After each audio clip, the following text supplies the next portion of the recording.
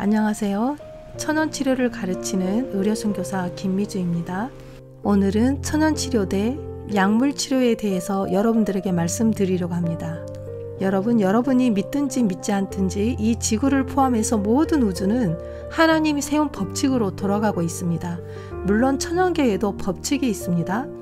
사람 안에도 도덕적인 법칙과 건강의 법칙이 존재합니다. 그러니까 건강도 법칙대로 일하고 움직인다는 것입니다.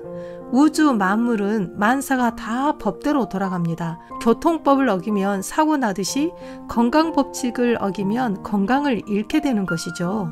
병이란 건강 법칙을 범한 결과로부터 우리 몸이 거기서부터 벗어나고 싶어하는 그런 호소입니다. 그래서 건강을 유지하기 위해서 사람은 자연의 도움을 받아야 합니다. 특히 천연계 자체가 제공하는 치료제들, 이를테면 맑은 공기와 호흡하는 방법에 대한 귀중한 지식, 그리고 깨끗한 물과 물을 응용하는 방법에 대한 지식, 충분한 태양광선이 나에게 어떤 유익을 주는지에 대한 현명한 지식이 있어야 한다는 것입니다.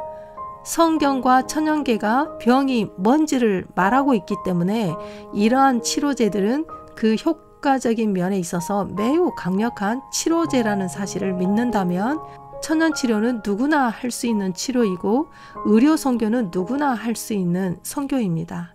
질병을 갖고 있는 사람이 건강개혁의 원칙에 대하여 아는 만큼 꾸준히 실천해 나간다면 10중 8구는 질병에서 회복할 수 있습니다. 독성이 전혀 없는 깨끗한 공기, 햇빛, 절제, 휴식, 운동, 적당한 식사, 물의 사용, 하나님의 능력을 의지하는 것이 참된 치료제입니다. 모든 사람은 천연계의 치유력에 대한 지식을 알고 그것을 적용하는 방법을 알아야 할 의무가 있습니다. 환자의 치료에 관계되는 원칙들을 이해하고 이 지식을 올바르게 이용하게 해줄 수 있는 어떤 실제적 훈련과 교육이 필요한데요. 예를 들면 몸의 어떤 부분이 상처를 입게 되면 치료의 과정이 즉시 나타나고 천연의 활동이 이를 어떻게 시작하는지, 그리고 생명을 주는 모든 능력이 하나님께로부터 온다는 사실을 배워야 합니다. 하나님의 치료 능력은 온 천연계의 두루 편만에 있습니다. 예를 들면 나무가 베어지든지 사람이 상처가 나고 혹 뼈가 부러졌을 때에는 즉시로 회복을 위해서 치유의 힘이 작용하기 시작합니다. 그런데 놀라운 것은 그 치료 작용은 뼈가 부러지기 전부터 미리 준비되어 있는 것입니다. 준비되어 있는 것들이 문제가 발생하면 즉시 경주되는 것이죠. 이것은 영적 세계에 있어서도 마찬가지입니다. 죄인인 우리에게 구주가 필요하기도 전에 하나님께서는 그 구제책을 미리 준비해 두셨습니다. 그러니까 죄가 들어올 때를 대비해서 영원 전부터 하나님 속에 예수 그리스도를 준비해 두신 것처럼 병도 마찬가지입니다. 병이 있는 곳에는 치유력이 준비되어 있습니다. 죄가 있는 곳에 그리스도가 계신다는 말과 질병이 있는 곳에 회복이 있다라는 말은 같은 말입니다. 여러분, 죄가 있는 그 지점에 예수 그리스도가 계시고 죄인에게 구주가 미리 준비되어 있던 것처럼 자연 치유력 역시 미리 준비된 면역력이 우리 몸에 숨어 있습니다. 놀라지 않습니까? 병이 생기기 이전부터 병이 생길 때를 대비해서 미리 우리 몸에 천연치료제를 준비해 놓았다는 그런 말입니다. 건강과 복음은 하나의 복음 속에 함께 들어있는 법칙입니다. 만약 모든 사람들이 이 건강 법칙을 철저하게 준수함으로 질병을 예방하기 위해서 노력했다면 많은 병자를 고통에서 건져줄 수 있었을 것입니다. 많은 사람들은 건강할 동안에는 자기의 건강 상태를 유지하기 위해서 특별한 수고를 하려고 하지 않습니다. 만약 여러분의 가족 중 한 사람이 병에 걸리게 되면 다른 가족들도 같은 병에 걸릴 확률이 높아집니다. 가족들의 습관이 모두 똑같기 때문입니다. 천연계 자체의 섭리에 의해서 질병을 치료하고 음식을 절제하고 일체의 마취제들이나 곧 차와 커피, 술 이런 모든 종류가 자극제와 마취제들입니다. 그리고 죽은 동물의 고기를 거부하도록 교육을 받게 된다면 이 단순한 치료제들을 사용함으로 인해서 약물로 인한 후유증이 생기거나 약화된 신체 조직 안에 아무런 해로운 영향을 끼치지 않았을 것입니다. 우리에게는 단순한 치료제들을 사용하는 방법을 이해할 수 있는 철저한 교육을 받은 선교사들이 있어야 하고, 이러한 치료제들은 건강 회복을 위해서 천연계 가운데 준비되어 있는 것들을 어떻게 활용하는지를 가르칠 수 있어야 합니다. 환자들은 치료를 받기 위하여 의사들을 의존하지 말고 천연히 치료의 과업을 수행할 기회를 갖도록 생활하는 방법을 배워야 합니다. 환자가 지금과 같이 먹고 마시고 생활한다면 어려움에서 그를 구제할 수 있는 치료 방법이 전혀 없습니다. 환자 자신이 가장 경험 있는 의사도 할 수 없는 일을 해야 합니다. 단순하게 천연 그대로 음식을 섭취하지 않고 입맛에 당기는 대로 음식을 먹고 신체에 무거운 짐을 준다면 스스로 자연의 법칙을 깬 그 벌을 본인이 당하게 됩니다. 우리 몸에는 3만 가지가 넘는 질병이 있는데요. 현대의학에는 답이 없습니다.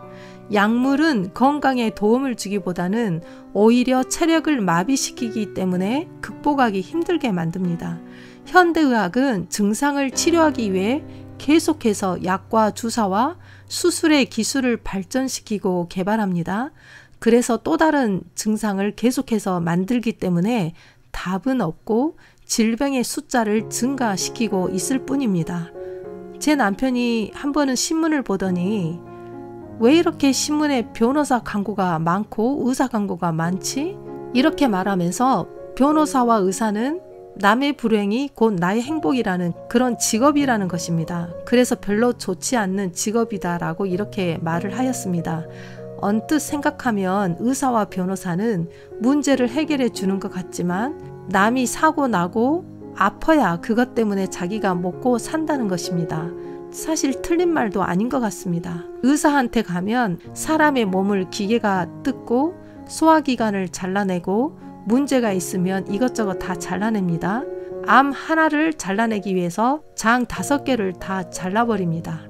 병원에 가면 항암제 투여해서 면역세포를 다 죽이고 안 되면 방사선까지 쬐게 해서 장을 다 녹여버리고 사실 밥통 부수는 것이나 인체 망가뜨리는 것이나 별 차이가 없습니다. 제 주변에 항암 치료받다가 몇 달 전만 해도 멀쩡했던 사람이 갑자기 환자가 돼서 항암 1차, 2차 하다가 돌아가신 분들이 상당히 많습니다. 그분들이 만약 항암을 받지 않았더라면 더 오래 살았을지도 모릅니다. 우리 몸은 가만히 놔둬도 식생활과 생활 습관을 바꾸면 스스로 치유하는 능력을 갖고 있습니다.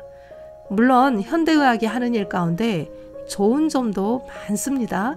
사고 나거나 화상을 입거나 응급 상황에서 현대의학의 도움이 없이는 안 되는 것들이 많습니다. 태어나면서 생긴 신체의 장애를 성형이라는 의술이 정상의 몸으로 고치는 것을 보면 저는 박수를 칩니다. 역시 현대의학의 기술은 놀라워. 이렇게 하면서 대단한 일을 한다는 사실을 저는 잘 알고 있습니다. 많은 사람들의 생명을 건지는 일은 현대의학이나 기능의학이나 한의학이나 천연치료가 다 포함이 될 수 있습니다. 그런데 천연치료는 증상뿐 아니라 원인을 알게 해서 그 질병을 회복할 수 있도록 길을 안내해 주는 역할을 해주는 것입니다. 왜냐하면 병이란 건강법칙을 범한 결과적인 상황에서 육체의 조직이 벗어나려고 하는 자연적인 현상이기 때문입니다. 질병은 재수 없어서 걸리는 것도 하나님이 벌을 줘서 걸리는 것도 믿음이 없어서 걸리는 것도 아닙니다. 가난해서 걸리는 것도 아닙니다. 병은 건강 법칙을 범해서 자연의 현상으로 오는 것이 질병입니다. 내가 병에 걸리면 내가 어떤 건강 법칙을 범했는지를 알아야 합니다. 약물의 경우를 볼까요? 약물이 체내에 침투하였을 때 잠시 동안 어떤 유익된 효과를 본 것처럼 생각될 수 있습니다. 어떤 변화가 일어날 수는 있습니다. 어떤 변화가 일어날 수는 있으나 그 질병이 치료된 것은 아닙니다. 약물 자체가 인체 내에 어떤 다른 형태를 나타나게 만듭니다. 체내 조직에서 그 약물을 몰아내려는 인체의 노력 가운데서 때때로 환자에게 격렬한 통증이 나타나게 됩니다. 그때 약을 먹게 만든 본래의 질병이 사라진 듯이 보이나 실제 있어서 그 질병은 피부병, 궤양, 통증이 심한 관절병, 어떤 때는 보다 더 위험하고 무서운 새로운 형태의 병으로 재현할 뿐입니다. 간장, 심장 및 뇌 부분이 종종 약물의 해를 받게 되고 이러한 불행한 요소들이 체내에서 살아있게 되면 평생토록 병든 환자가 되게 하고 비참한 생애를 마지못해 살아야 합니다. 유독성 약물이 주는 피해의 대가가 엄청나게 무섭고 엄청난 대가를 치르고 생명을 완전히 앗아갑니다. 인체는 몸에 침투한 약물을 제거하려는 모든 노력을 하는 가운데서 불구가 되어버립니다. 인체의 기능 전체에 고장이 나고 장차 어느 기간에 이르면 체내의 섬세한 그런 작용들은 손상을 입게 되고 인체 기능의 모든 섬세한 작용과 전체적인 조직이 어떤 결함을 갖게 되는 것입니다. 건강한 상태에 있어야 할 이러한 신체 기관들이 쇠약해지고 피가 불결해집니다. 인체는 투쟁을 계속하게 되고 갑자기 모든 기능이 꺾이고 죽음이 뒤따를 때까지 환자는 여러 가지 종류의 다른 질병으로 고통을 당하게 됩니다. 병든 몸을 그대로 내버려 둠으로 죽는 숫자보다 약물을 사용함으로 죽는 숫자가 더 많습니다. 하나님께서 생명의 법칙에 관한 지식을 우리에게 다 주셨습니다. 이 지식은 우리가 사용할 수 있는 범위 안에 놓여 있고 치료하는 기술들이 여러 가지 방법들과 치료제들이 있지만 그러나 하나님께서 인정하시는 방법은 오직 한 가지뿐입니다. 하나님의 치료제들은 단순한 천연작용들입니다. 그것은 강력하지만 신체에 부담을 주거나 조직을 약화시키지 않습니다. 수많은 사람들이 이것이 결핍되어 죽어가고 있습니다. 그리고 이 치료제들은 시대에 뒤떨어진 것으로 취급되고 있는데요. 그것은 기술적으로 사용하기 위해서는 사람들이 충분히 그것들을 인식하지 못하기 때문입니다. 여러분, 신선한 공기, 운동, 깨끗한 물, 햇빛, 태초의 식물 이런 것들은 모든 사람의 손 닿는 곳에 가까이 있고 굉장히 값이 쌉니다. 그러나 이런 천연은 틀림없이 치료 매체들을 활용할 공정한 기회를 주고 있다는 사실을 알아야 합니다. 병든 우리의 몸을 치료하는 방법에 대해서 더 높은 수준에 이르기 위해 우리는 어떤 것들을 해야 되는지 또 다음 시간에 제2의 강의가 이어지겠습니다.